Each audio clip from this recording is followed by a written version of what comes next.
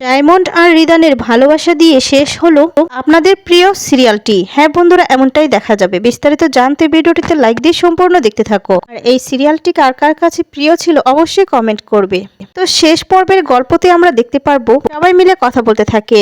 ঠিক তখনই সিঙ্গারা নিয়ে কথা বললে জেঠিমা বলতে থাকে আমাদের সুমারও এই সিঙ্গারাটা খুব প্রিয় ছিল। ঠিক তখনই সুমা চলে এসেছে আর সমস্তটা শুনতে পারে। এরপর দেখা যায় সুমা এসে বলতে থাকে, কই আমাকে তো তোমরা ডাকলে না, তো সিঙ্গারা খাওয়ার কথা বললে না, আমি কি এই বাড়ির কেউ নয়? আর তখনই রিদানের বাবা বলে, কে বলেছে তুমি এই বাড়ির কেউ নয়? হ্যাঁ তুমি তো এই বাড়ির রাজকন্যা। আর তখনই সুমা বলে, হ্যাঁ রাজকন্যা, কিন্তু একটা খারাপ মানুষ আমাকে মিথ্যে রানী বানিয়ে রেখেছিল। সিঁদুর আমি কিছুতেই রাখবো না, সিঁদুর আমি মুছে ফেলবো। এই বলে সিঁদুরটা মুছে ফেলে। সবার খুব কষ্ট লাগে এই দৃশ্যটা দেখে। এরপর সুমা শ্রী রিদানের কাছে যায় আর গিয়ে বলে, রিদান তুই পারবি না সমস্ত কিছু থেকে আমাকে বের করতে? আমি নতুনভাবে বাঁচতে চাই, আমি আমার জীবনটাকে নতুনভাবে গোছাতে চাই। আর তখনই ডায়মন্ড কাছে যায়, গিয়ে বলে, হ্যাঁ দিদিভাই সব কিছু তোমার জীবনে নতুন হবে। আর রিদান বলে, হ্যাঁ পারবো তো, সব কিছু তোর জীবনে নতুন হবে দিদিভাই, তুই চিন্তা করবি না, তুই নতুন করে শুরু করতে চাস তো? এরপর সবাই খুশি হয়। রিদানের মা সুমাশ্রের কাছে যায় আর বলে, সব কিছু ঠিক হয়ে যাবে, চিন্তা করবি না, একদম চিন্তা করবি না। আর তখন জেঠিমাকেও বলে, দিদিভাই দেখবে সব কিছু ঠিক হয়ে যাবে, ওর জীবনটা নতুন করে গুছিয়ে নিতে পারবে।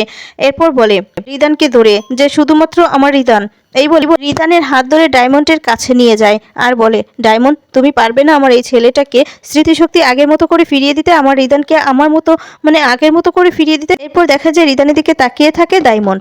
অন্যদিকে দেখা যাবে রিদানের ছোটকা আর বড়দা দুজনে মিলেই রিদানের জন্য বাসরঘর সাজাতে থাকে। খুব সুন্দর করে খাটটা সাজায়। আর তখনই রিদান চলে এসেছে। এরপর বলছে, কি হচ্ছে এখানে? আর তখন বলে, আমার ভাই নেকা সাজছে, কিছুই যেন বুঝতেছে না। তোর বাসরঘর, তোর দেখ কত ভাগ্য, দুবার করে ফুলসজ্জা হচ্ছে, আর আমাদের তো একবারই হলো, একবারও আর হলো না। আর তখন বলতে থাকে, দেখ আমরা তোর বর্দা হয়ে আমরা দেখ তো কত সুন্দর করে তোর বাসরঘরটা সাজাচ্ছি। বর্দা তখন বলছে, দেখ তোর বড় দাদা হয়ে আমি তোর ফুলসজ্জা সাজাচ্ছি, কত লজ্জা আমার। আর তখন বলে, না সাজালেই পারতি। এরপর ছোটকা বলে, এখন নেকামি হচ্ছে না, এই শোন, এ সমস্ত যদি এমনি এমনি নষ্ট করে দিস না তাহলে একদম এখানেই পিটাবো। আর তখনই বর্দা বলে, তুই আমার ভাইকে কেন পিটাবি? আমি কি তোকে আস্ত রাখবো? তোকে তো মেরে ফেলবো। আর তখন বলে, হ্যাঁ হ্যাঁ তোর ভাই শুধু, ও তো আমাদের কলিজার টুকরা, হীরের টুকরা, ও আমারও তো ভাই। এই বলে হাসতে থাকে। এরপর দেখা যাবে ডায়মন্ডকে খুব সুন্দর করে সাজিয়ে নিয়ে চলে এসেছে। আর তখন বলছে, দেখো ডায়মন্ডের দিক থেকে চোখ ফেরানো যাচ্ছে কিনা।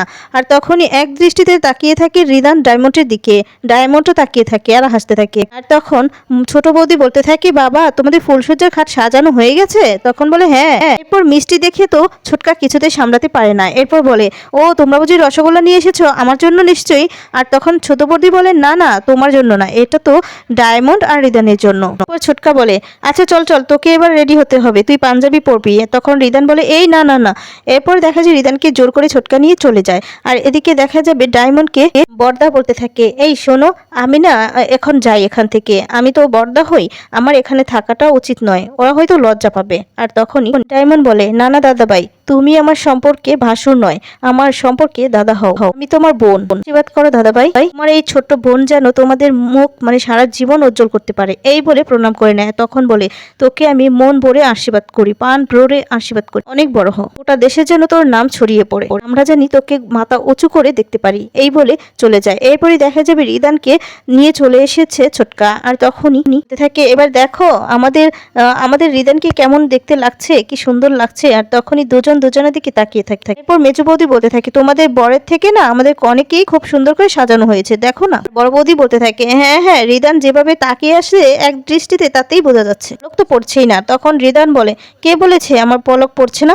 আর তখনই বলতে থাকে, যাক বাবা এক্ষুনি তো আমরা দেখলাম। এরপর ছোট বৌদি বলতে থাকে, ঠিক বলেছো বৌদি ভাই, ঠাকুর ঘরে কে কলা তো আমি খাইনি। এরপর রিদান বলতে থাকে, এমনটা করলে কিন্তু আমি এখান থেকে চলে যাব। এরপর সবাই মিলে আটকায়, দুজনকে মিষ্টিমুখ করতে বলে। আর তখনই দেখা যাবে আগের পুরনো স্মৃতিগুলো মনে করতে থাকে ডায়মন্ড, আর তখন হাসতে থাকে। এরপর মেজো বৌদি বড় বৌদি সবাই মিলে বলতে থাকে, এবার আমাদেরকে যেতে হবে, আজকে তো ওদের বাসর রাত, আজকে ভালোবাসার দিন, ওরা দুজন একসাথে কথা বলুক, আমরা বরং যাই। এই বলে ওরা চলে যেতে লাগে। ছোটকা বলে, হ্যাঁ হ্যাঁ আমরা বাহির থেকে দরজাটা লাগিয়ে দিয়ে যাব। রিদান বলে, এই। এরপর ওরা চলে যায় দরজাটা আটকে দিয়ে। এরপর দেখা যায় ডায়মন্ড মিষ্টি খেতে বলে। আর তখন রিদান বলে, না না আমি খাবো না। ডায়মন্ড বলে, বলে কেন, তোমার তো খুব পছন্দ রসগোল্লা। তখন বলে হ্যাঁ, হালুম বলুম রিদানের রসগোল্লাটা খুব পছন্দ। এই কথা বলাই তো ডায়মন্ড অবাক হয়ে যায় আর বলে তুমি কি বললে, তুমি কি বললে? আর তখনই রিদান বলে কই, এরপর বলে তোমার কি স্মৃতিশক্তি ফিরে এসেছে? তখন বলে কি বলছেন আপনি? এরপর দেখা যায় ডায়মন্ড একটু একটু বুঝতে পারে যে রিদান হয়তো অভিনয় করছে। এরপর রিদান বলে আমার না সিঙ্গারা খুব ভালো লাগে, খেতেও ভালো লাগে। আর ডায়মন্ড বলে হ্যাঁ, বাবারও খুব ভালো লাগে। রিদান বলে হ্যাঁ, তাই তো দেখলাম। তখন শুনলেন না মিস্টার গাঙ্গুলি বলল, মিসেস গাঙ্গুলি শ্যামবাজারে নাকি চলে যেত এই মাংসের সিঙ্গারা খেতে। কি প্রেম! ডায়মন্ড তখন বলে প্রেম ভালোবাসা এমনই হয় মশাই, সত্যি শুনলেও অবাক লাগে। রয়্যাল বেঙ্গল টাইগারও নাকি প্রেম করতে যেতেন। ডায়মন্ড তখন বলে আবার আবার তুমি বাবাকে রয়্যাল বেঙ্গল টাইগার বললে? আর তখনই ডায়মন্ডের মনে পড়ে যায়। এরপর বলে এই তুমি কিভাবে জানলে, মানে স্মৃতিশক্তি হারানোর আগে যে তুমি কথা বলতে বাবাকে, সেটা তুমি কি করে জানলে? আর তখন তো রিদান ধরা পড়ে যায়। এরপর রিদান বলে কই না তো, আমি তো এমনিতেই বললাম। রিদান কিছুতেই নিজেকে ধরা দিতে চায় না। এরপর ডায়মন্ড তো খুব ভালো করেই বুঝতে পেরে যায় যে রিদানের স্মৃতিশক্তি ফিরে এসেছে, ডায়মন্ডের সাথে অভিনয় করছে। আর তখনই ডায়মন্ড বলে ঠিক আছে, অনেক রাত হয়েছে, চলো ঘুমাবে। এরপর বলে ঘুমাবো। আর তখন জোর করে ডায়মন্ড নিয়ে রিদানকে শুয়ে দেয়। আর রিদানও শুয়ে থাকে আর তখন মনে মনে বলতে থাকে দূর বাবা, কেন যে কথা বললাম, এখন তো ডায়মন্ড আমাকে সত্যি সত্যি শুয়ে দিয়েছে। আমি তো এখন বলতেও পারছি না যে ওই দিন যখন বোমটা মানে খুলতে চেয়েছিল না, সেদিনই যে আমার সমস্ত স্মৃতিশক্তি ফিরে এসেছে। ডায়মন্ড বলে তুমি তাড়াতাড়ি ঘুমাও, আমার একটা কাজ আছে। তখন বলে তোমার এই সময় কি কাজ আছে? এরপর বলে পার্সোনাল কাজ আছে, তোমাকে বলা যাবে না, তুমি ঘুমাও। এই বলে রিদানকে শুয়ে ডায়মন্ড একটা চেয়ারে বসে তখন ফোনটা নিয়ে নেয় আর ইচ্ছে করে রিদানকে দেখিয়ে দেখিয়ে অভিনয় করতে থাকে। এরপর ওই ডায়মন্ডের বাড়িওয়ালার ছেলে তার নাম নিতে থাকে যে রাজু, তখন বলতে থাকে তোমাকে না আমি খুব মিস করছি গো, জানো তো। আর ওই রিদানের তো কিছুই মনে নেই, সমস্ত কিছুই ভুলে বসে আছে। এখন আমি তোমাকে খুব মিস করছি, তুমি আসো। আরো অনেক কথা বলতে লাগলে এদিকে তো রিদান খেপে যায় আর ডায়মন্ড রিদানকে দেখিয়ে দেখিয়ে আরো কথা বলতে থাকে। আর তখনই এরপর ডায়মন্ড বলতে থাকে তুমি না এক্ষুনি চলে আসো, তোমার সাথে দেখা করব। আর তখন ডায়মন্ড বলতে থাকে না না, কোনো সমস্যা নেই, রিদানের তো কিছুই মনে নেই, ওর তো মন ভোলা, ও তো কিছুই বলতে পারে না, স্মৃতিশক্তি কিছুই মনে নেই, তাই তোমাকে কিছুই করবে না, তুমি চলে আসো। এরপর বলে হ্যাঁ হ্যাঁ, বাইক নিয়ে চলে আসো।